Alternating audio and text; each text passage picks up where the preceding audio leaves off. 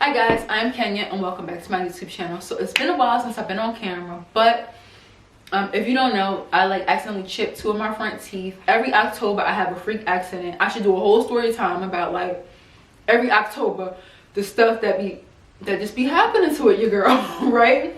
And every October I act surprised that something crazy happens to me. So I had to get my teeth fixed correctly, and yeah, here I am. I couldn't be on camera because I wasn't comfortable or whatever. So anyway, today I want to talk to you guys about why children are not taught about credit and finances in school. So I was having a conversation with the Generation Zer, and he was telling me about school, his future goals, what he wants to be when he grows up. And then we started talking about real estate, credit, all that good stuff. And then he asked me, well, how come they don't teach us stuff like that in school? It seems like something we should learn in school. And that's what sparked this whole conversation. And this is basically what I was telling the Generation Zer in a nutshell, after he asked me this question. So yeah, here it goes. So people are always like, I didn't know about credit. My peers, millennials, people in my age group, I didn't know about credit. I didn't know how to balance a checkbook. I didn't know about finances, and you gotta think about it. Why would that be taught to you in school? You gotta think about the people at the top of the food chain. They're rich for a reason. They're really not sharing their knowledge or how they got rich. They got rich from stock exchange or real estate or banking, but you don't exactly know how they got rich, what they did to get rich, how they went about getting rich,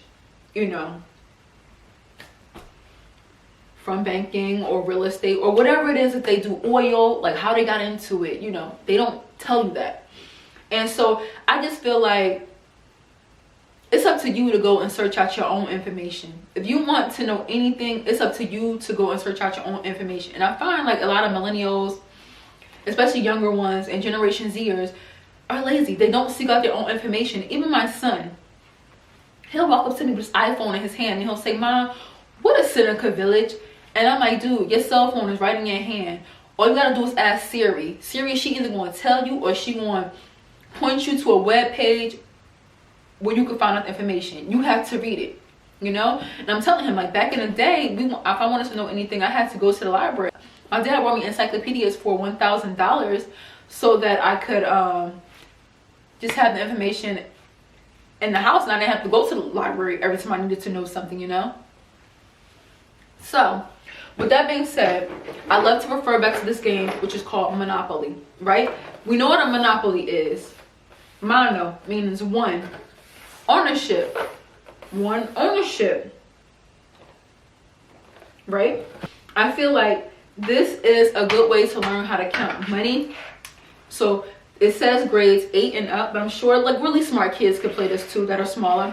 This is a great way for kids to learn how to count their money. So I would try to play this with my son, but he hated Monopoly. But if you know me, you're a family member, you're a cousin of mine, I love some Monopoly. So the person who usually wins Monopoly, what? The person who wins Monopoly, who dominates the game, is the person who what? Who understands money and who knows how to properly manage their money. And that person knows that with big risks, you get big rewards, okay? And that's the people at the top of the food chain. They know this. They know how to manage their money. They know exactly where to invest it. They know with big risks, there are big rewards. And working as a real estate agent with my old broker, we had a couple of kids, I call them. Their father, they were going to Harvard University. I'm not sure if they graduated yet. Students at Harvard. Their father fronted them the money to get into real estate. They have no clue what the hell they're doing, but they own a plethora of properties and they're getting paid. Now, guess who taught them? Not Harvard. Their father. Their father put them up on a real estate game, and taught them how to go about making money. And also have a friend whose father helped her with her first investment property, and her father's also an investor. So you have to seek out your own information. Don't rely on schools to teach you. You know how much stuff schools don't teach you? There's so many things that school does not teach you. So If you're relying on public schools, especially to teach you information, you're going to forever be lost. You always going to be behind. You always going to be at the bottom of the totem pole. You always going to be at the bottom of the food chain. So, back to Monopoly. You notice, like, when you first start playing Monopoly, right? So let's look at the Monopoly board, right? Mine is like this.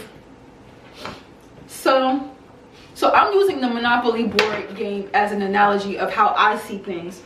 So let's fold this down. This street right here, Baltic Avenue, Mediterranean, Oriental, Vermont, Connecticut Avenue, I call this the hood, right? This is the hood.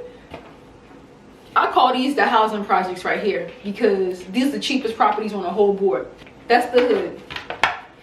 Then this way, you got the orange properties and these other purple properties. This is like lower middle class neighborhood, right?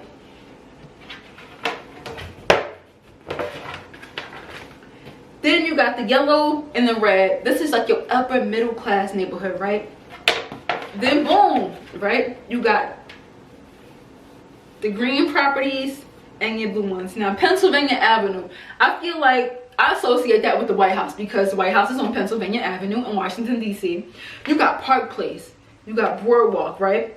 So this is like your affluent neighborhood. Your affluent neighborhood. You even got your luxury taxes over here. And then you got your railroads.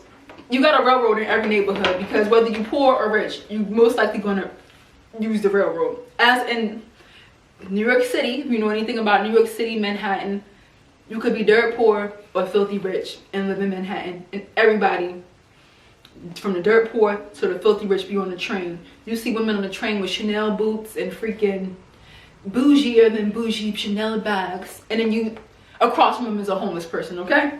So the railroad station, everybody's taking the railroad, okay? Don't matter what you are. Now, when I feel like when you first start playing Monopoly, right? When you first start playing Monopoly, you buy the cheap properties. You buy the cheap properties. You buy the houses for the cheap properties, the hotels for the cheap properties, because you're like afraid, you know. When you get your $200 for pass and go, like you're afraid, like you penny pinching, like ooh, ooh. And I feel like that's like the mindset of most people who are in lower economic brackets. It's like, we'll get money, but we want to keep it because it's like we're afraid to like put it out there because we feel like, oh my gosh, our money is just going out. We want to keep it, you know? And that's not really what you want to do. And as you begin to play Monopoly, and especially myself, I'm going to speak for myself. When I get money, I'm just like, oof, oh no. Instead of just investing, you know, you gotta spend money to make money. And then once you start to get really good at Monopoly, once you really play it, you move on to you start buying properties in the next neighborhood. Then you want to buy properties in the other neighborhood. Then you go to the affluent neighborhood. And then once you really get good at it, like me personally, when I play Monopoly, the first thing that I buy, the first thing I have my mind set on is I'm buying all these properties right here first. That's my goal. Stack all my money and then buy these properties, because with the bigger risk, you get big rewards. When people land on your properties, they gotta pay you. You know what I'm saying? So that's my analogy. I always use the Monopoly game for some reason. I don't know why. But you're not gonna learn. I say all that to say is the whole point is so people don't know how to manage their money. So people don't know about credit, keeping their credit below 30%, or how to manage their credit, how to work their credit, how to use their credit as leverage, how to make their credit work for them, you know, what to invest in, you know. If everybody knew that, then there would not be such a wage gap. There would not be people that are super filthy rich billionaires, and you know, there wouldn't be people that didn't have 5 cents in it. And this is a capitalistic country. Capitalistic. It's a capitalist country, which means that it's not meant for everybody to be on the same playing field. And if they taught us this in school as early as elementary school, it would teach us pretty early, okay, how to manage our money, how to spend our money better, how to make our money work for us versus us working for our money. So that is why they're not going to teach you these basic life skills in school. It's up to you to find out for yourself. And if you do find out, it's up to you to share this knowledge with your kids, your cousins, your mother, your husband, your aunties, to share the knowledge with them, because it's not meant for everybody. It's not meant for the masses to know the secret sauce, you know what I'm saying?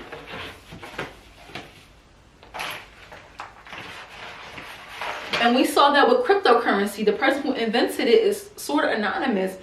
And, you know, there was this big thing about, oh, don't buy into cryptocurrency. It's black market. So, yeah, I say all that to say, you want to know some information. You want to know about real estate. You want to know about banking. You want to start an art gallery. You want to... Anything you want to know, you got to get your own books and you got to seek out your own knowledge. Don't wait for anybody else. Don't wait for college. Don't think, I went to college, I should have been taught that. No. No. So, and I feel like in college, a lot of things you learn, in college, a lot of things you just learning. It's just like textbook knowledge.